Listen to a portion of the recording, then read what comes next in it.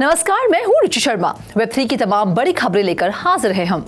Ethereum का much awaited डेनकम upgrade बुधवार की शुरुआत में गोअर्ली टेस्टनेट पर लाइव हुआ, लेकिन एक्सपेक्टेड टाइम में फाइनलाइज करने में विफल रहा।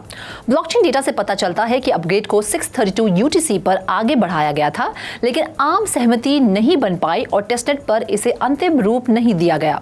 डेवलपर्स को उम्मीद है कि आने वाले दिनों में स्पष्ट समस्याएं ठीक हो जाएंगी। ऐसा संभवतः कम पार्टिसिपेशन और वैलिडेटर्स द्वारा अपने सॉफ्टवेयर के उन हिस्सों को अपग्रेड ना करने के कारण हुआ जिसमें अंतिम रूप देने में मदद मिलती। एक बार ट्रांजैक्शन की पुष्टि हो जाने और ब्लॉकचेन नेटवर्क में एक ब्लॉक में जोड़े जाने के बाद फाइनलिटी इरिवर्सिबिलिटी को संदर्भित करती है। टेस्टनेट एक नेटवर्क है जो रियल वर्ल्ड ब्लॉकचेन्स की नकल करता है और इसका उपयोग एप्लीकेशंस और महत्वपूर्ण अपग्रेड का परीक्षण करने के लिए किया जाता है, इससे पहले कि उन्हें मिनट पर लाइव किया जा सके। बढ़ते हैं अगली खबर की ओर। इंटरऑपरेबिलिटी सर्विस सॉकेट और उसके ब्रिजिंग प्लेटफॉर्म बंजी ने $3.3 मिलियन के अपैरेंट एक्सप्लॉइट के कारण ट्रेडिंग एक्टिविटी में टेम्पररी रुकावट के बाद बुधवार को ऑपरेशंस फिर से शुरू कर दिया। डेवलपर्स ने कहा कि यह इंसिडेंट तब हुआ जब अटैकर्स ने सॉकेट कॉन्ट्रैक्ट्स के लिए इनफाइनाइट अप्रूवल्स वाले वॉलेट को निशाना बनाया। अप्रूवल्स ब्लॉकचेन बेस्ड टूल्स के लिए ऑथराइजेशन है जो एप्लीकेशन को यूजर के वॉलेट में टोकन या एक स्पेसिफिक टोकन तक पहुंचने की अनुमति देते हैं। Anonymous Security Research at Speak Away मंगलवार को लगभग 1820 UTC पर एक्सप्लॉइट को चिन्हित करने वाला पहला व्यक्ति था। माना जाता है कि इस एक्सप्लॉइट से जुड़ा एक वॉलेट अटैकर का है जिसमें लगभग $3 मिलियन का ईथर और $300,000 मूल्य के अन्य टोकन हैं। एक्सप्लॉइट का खुलासा होते ही सॉकेट ने एक्टिविटी रोक दी जिससे हमले को आगे बढ़ाने से रोका जा सके। बुधवार की शुरुआत में सॉकेट डेवलपर्स ने कहा कि एक्स पर समस्या ठीक हो गई है और एक्टिविटीज फिर से शुरू हो गई हैं। उन्होंने कहा कि मुआवजे की योजना पर काम चल रहा है। सॉकेट के बंजी जैसे क्रॉस चेन ब्रिज यूजर्स को विभिन्न ब्लॉकचेन के बीच टोकन ट्रांसफर करने की अनुमति देते हैं, लेकिन मार्केट में सबसे अधिक उपयोग किए जाने वाले एक्सप्लॉइटेड टूल्स में से एक बने हुए हैं। बाकी अहम खबरों के लिए करते हैं विशाखा का रुख। बिटकॉइन माइनर्स के बीच क्रिप्टो विंटर के सबसे प्रमुख विक्टिम्स में से एक कोर साइंटिफिक को टेक्सास बैंक्रप्सी कोर्ट के सर्दर्न डिस्ट्रिक्ट से अपने चैप्टर 11 रीऑर्गेनाइजेशन प्लान के लिए मंजूरी मिल गई है और इस महीने के अंत तक नैस्डैक पर अपने शेयरों को रीलिस्ट करने की उम्मीद है।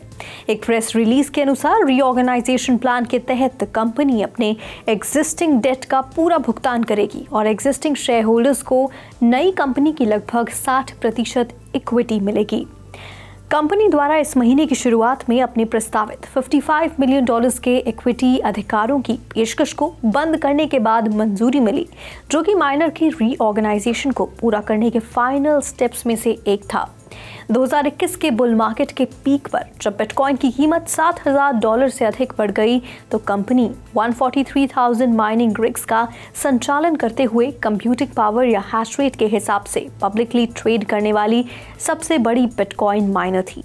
हालांकि जब कोर साइंटिफिक ने 21 दिसंबर 2022 को चैप्टर 11 के लिए आवेदन किया, तब तक बिटकॉइन की कीमत लगभग $16,000 तक गिर गई थी।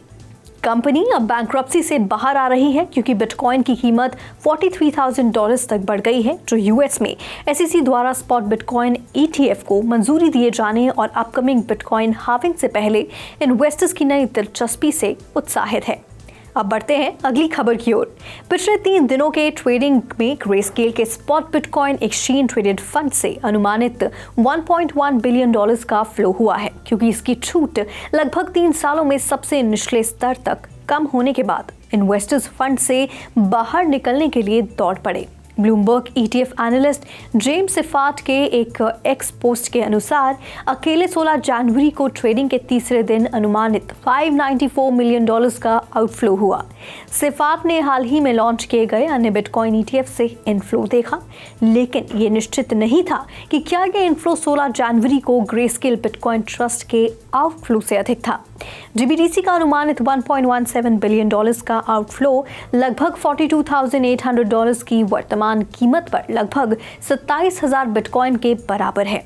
एक्स अकाउंटर CC15 कैपिटल के अनुसार GBTC को छोड़कर 35,761 बिटकॉइन 9 अन्य स्पॉट बिटकॉइन ETF इशुअर्स के पास हैं। इस बीच कैथी वुड के आर्क इन्वेस्ट ने हाल ही में approved arc 21 shares bitcoin ETF को स्टैक करना शुरू कर दिया है और अपने arc next generation internet ETF में pro shares bitcoin strategy ETF और अन्य टेक फोकस्ड शेयर्स के अपने शेयर बेच दिए हैं। Over to you Roshni. El Salvador में जो Simeon Canas central American university के एनुअल सर्वे के अनुसार 2023 में 12% लोकल पॉपुलेशन ने गुड्स और सर्विसेज के भुगतान के लिए कम से कम एक बार बिटकॉइन का उपयोग किया। सर्वे में शामिल लगभग आधे लोगों ने बिटकॉइन का उपयोग करके सिर्फ 1 से 3 बार यानी 49.7% खरीदारी की, जबकि 20% ने इसका उपयोग 10 या अधिक बार किया।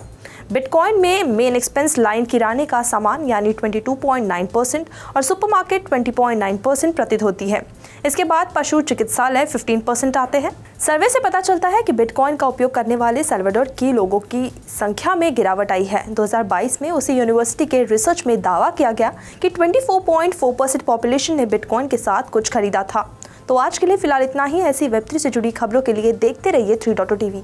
ऐसी और ज़्यादा अपडेट्स के लिए हमारी वेबसाइट www.3versetv.io पर लॉग ऑन करें या फिर स्कैन करें QR कोड। Thank you.